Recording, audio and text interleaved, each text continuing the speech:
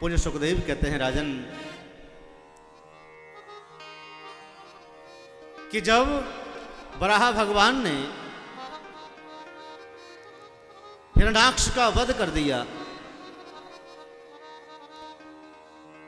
तो हिरण्यकश्यप का जो भाई था, हिरण्याक्ष का जो भाई था हिरण्यकश्यप,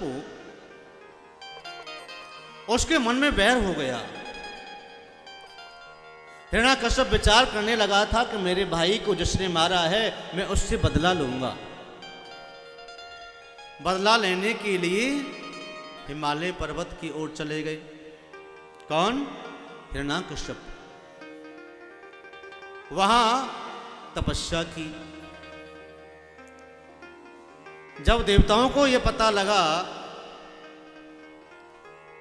तो अपने गुरु बृहस्पति जी को वहां जाकर के बोला कि जाओ तुम जाकर के उनके भजन में विक्षेप करो, तपस्या में विघ्न डालो। तो बृहस्पति जी तोता बन करके नारायण नारायण नारायण का नाम लेकर के एक वृक्ष की डाली पर बैठ करके बोल रहे थे और इंद्र पीछे से इस हिरण्याकश्यप के पुत्रों को हरण करके ले गया और उनका वध कर दिया। और हिरण्याकश्यप की पत्नी कयाधु को भी हरण करके ले जा रहा था तो रास्ते में नारद जी मिल गए। नारद जी ने कहा ये क्या करते हो, अबला नारी का हरण करके ले जा रहे हो, ये आपको शोभा नहीं देता, ये ठीक नहीं है।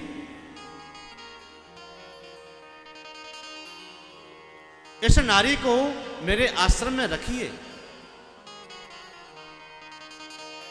तो नारद जी कयाधु को अपने आश्रम में लेकर के आए। उस समय कयाधु गर्भवती थी। तो नारद जी उस स्त्री को रोज कथा सुनाते, सत्संग करवाते। वह गर्भ का बालक सत्संग श्रवण करता और भगवान का प्रेमी हो गया गर्भावस्था में उदर के अंदर। इधर जब हिरण्याकश्यप आया, ब्रह्मा जी से वरदान प्राप्त करके ब्रह्मा से वरदान पाया था कि प्रभु त्रिलोकी में मैं किसी के द्वारा मारा न जाऊं,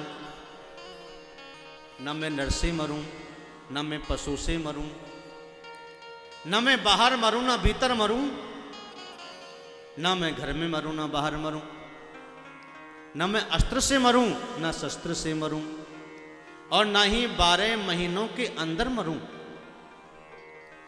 ब्रह्मा जी ने कहा ऐसा कैसे हो सकता? ये मेरी पृथ्वी पर जो भी आता है वह सीमित आयु लेकर के आता है, कुछ दिन के बाद जाना पड़ता है। यहां किसी का राज्य नहीं है इस संसार में। जब तक प्राण है तब तक आप शासन कर रहे हैं इस संसार में। प्राण नहीं रहेंगे तो संसार से जाना पड़ेगा। एक दिन जाना पड़े जरूर, राजा भी जाएगा, जोगी भी जाएगा, तुझे भी जाना पड़ेगा। यहाँ चाहे योगी है, चाहे सन्यासी है, चाहे ज्ञानी है, चाहे महात्मा है, चाहे धनवान है, चाहे बलवान है, चाहे शूरवीरवान है, चाहे गरीब है, चाहे अमीर है, संसार सबके लिए एक है। मृत्यु सबके ऊपर डेरा डालकर बैठी है। संसार में अगर राज्य है तो केवल मृत्यु देवी का है, मनुष्य का नहीं। ये तो माया का पर्दा है कि व्यक्ति अभिमान में आकर के बैठा कि ये मेरा है, वो मेरा है, ये मेरा है, वो मेरा है। मेरा मेरी का जो खेल है वो तब तक है जब तक आपके शरीर में प्राण है। ब्रह्मा ने कहा ऐसा नहीं हो सकता भाई। तो हिरण्याकश्यप ने कहा ऐसा कहने से कैसे नहीं हो सकता? प्रभु मैंने आपका भजन किया है, तब किया है, कोई ऐसे थोड़ी मांग रहा हूं। जिद करने लगा तो ब्रह्मा जी ने कहा जा तथास्तु। लेकिन ब्रह्मा जी के ऊपर भी तो कोई बैठा है। एक पिता, पिता का भी पिता, पिता का भी पिता, उस पिता का पिता, उस पिता का पिता, कोई और भी तो सिर पे बैठा है ना। ब्रह्मा जी ने तथास्तु कहकर के पीछा छुड़वा लिया और चले गए ब्रह्मलोक में। अब हिरण्याकश्यपु आया बड़ा अभिमान में आकर के कि मैंने सब कुछ प्राप्त कर लिया, अब तो मैं निर्भीक हो गया, अब मुझे मार कौन सकता है, अब मेरे अंदर कोई डर नहीं है। आकर के देवताओं पर चढ़ाई कर दी। घर में देखा कि मेरे 4 और पुत्र थे, वह देवताओं ने मार दिया, और क्रोधित हो गया और अभिमान हो गया। अब मुझे कौन जीत सकता है, मैंने ब्रह्मा से वरदान जो प्राप्त कर लिया।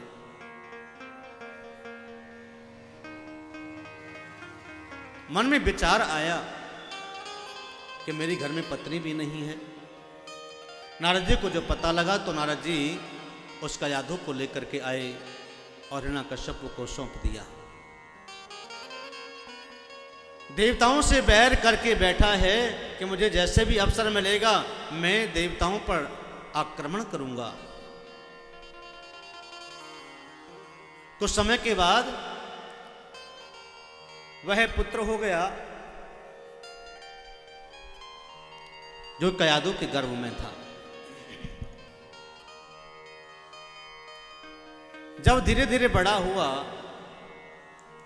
तो हिरण्याकश्यप ने सोचा कि मेरे एक ही पुत्र है, इसको मैं अच्छी शिक्षा दीक्षा दूंगा अपने आश्रय स्वभाव के।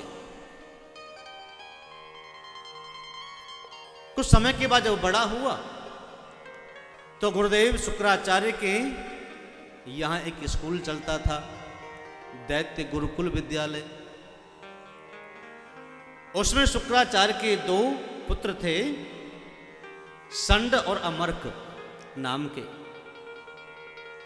उनको बुलाया और अपने पुत्र को सौंप दिया, कहा कि जाओ दैत्य विद्या सिखाओ मेरे पुत्र को,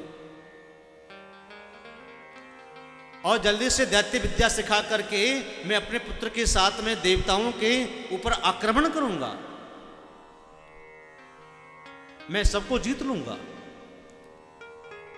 कुछ समय के बाद जब बालक घर पे आया जिसका नाम था भक्त प्रहलाद,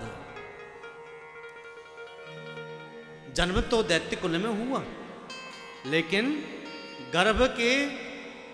गर्भ में भक्ति करने से, कथा श्रवण करने से, सत्संग करने से, संत का संग करने से गर्भ का वो दैत्य कुल का बालक आज भक्त बन गया। इसलिए माताओं से निवेदन यही है कि भगवान की भक्ति करें।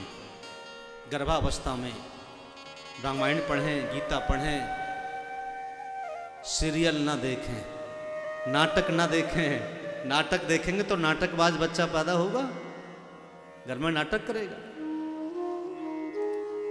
क्रोध करेंगे तो क्रोधीला बच्चा पैदा होगा।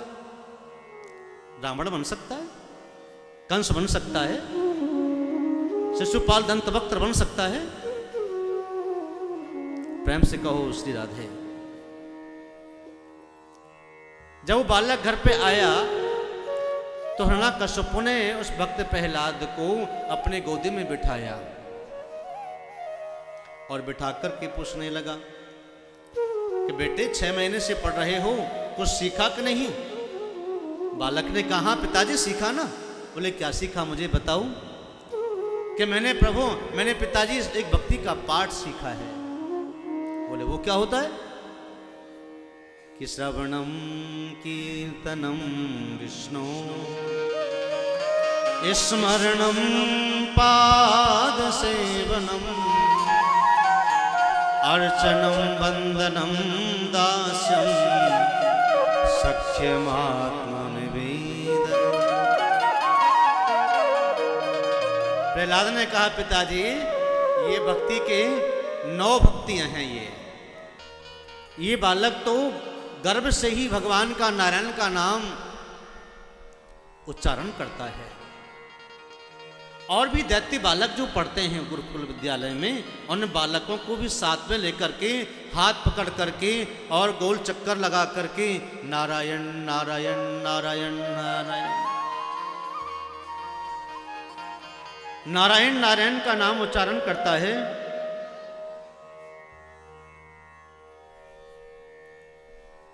हम करें क्या? और अगर हम भी इसको रोकने का प्रयास करते हैं, हाथ पकड़ते हैं, तो ये हम भी नाचने लगते हैं। सब्सक्राइब करें रामकृष्ण शास्त्री जी के YouTube चैनल को और हमारे वीडियोस को सबसे पहले देखने के लिए बेल आइकन को दबाना न भूलें।